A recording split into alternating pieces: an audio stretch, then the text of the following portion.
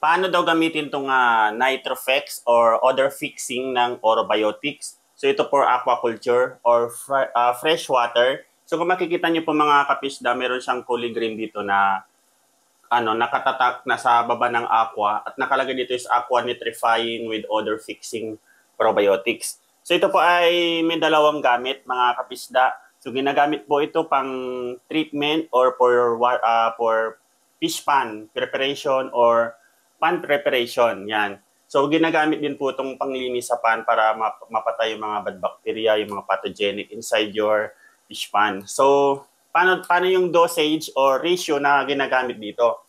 Pag kunwari lilinisin niyo yung pan niyo, kumbaga tapos na kayo nag-harvest, so siyempre may mga bad bacteria na yon na kailangan tanggalin, gusto niyo linisin, so lalagyan niyo po yon and lalagyan niyo po ng Nitrofex or ito pong nitrifying ng probiotics. So kilala siya sa pangalang Nitrofex na produkto ng Orobiotics. So make sure lang mga kapisda, hindi ibig sabihin na yung iba kasi gumagamit kami ng probiotics, akala po nila Orobiotics. So marami pong klase ng probiotics at iba't iba.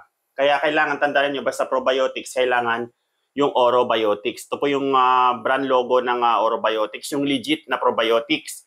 So nitrifying. Yung ratio nito, kung gagamitin mo lang na let's say, 5 meter diameter, meron siyang 24 cubic meter for pan preparation, lilinisin mo, maglalagay ka po ng 50 grams. So, antayin mo siya ng 5 to 7 days para po mamatay yung mga bad bacteria dun sa pan mo bago mo ulit siya linisin at lagyan ulit ng panibagong fingerlings.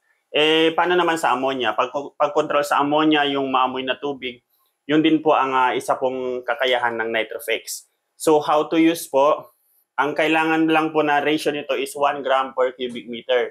Halimbawa, si 5 meter diameter, meron po siyang 24 cubic meter. So, gaano karaming probiotics ang kailangan nating ilagay. So, ganun din siya mga idol. Kailangan mo siyang lagyan ng 24 grams.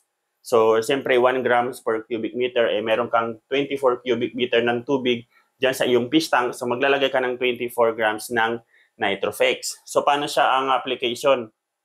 Itetest mo muna yung tubig mo kung mataas yung ammonia, tapos saka ka maglagay nito kasi ng trabaho niya yung pag-control ng ammonia.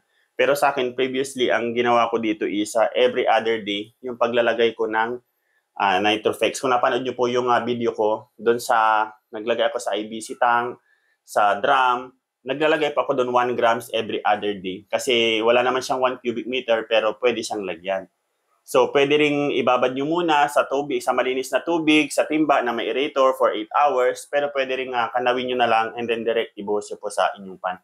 Ganun po yung tamang paggamit ng Nitrofex. So, meron pa po itong aqua maintenance. Yun din po yung i-upload ko sa next video kung paano gagamitin itong aqua maintenance. Ito naman ay hinahalo po sa feeds. So, abangan nyo po guys yung part 2 na video. Yun lang and thanks for watching. Mga idol, pwede nyo po itong bilhin. Click nyo lang po yung icon na makikita nyo. It's either dito, makikita nyo yung icon or dito kung saan nyo po napapanood yung video. O pwede nyo tignan yung comment box. Click nyo yung comment box. Saka sa upper, makikita nyo po yung icon. Click nyo lang po ito, doon nyo po mabibili yung probiotics. Doon sa kanilang legit store.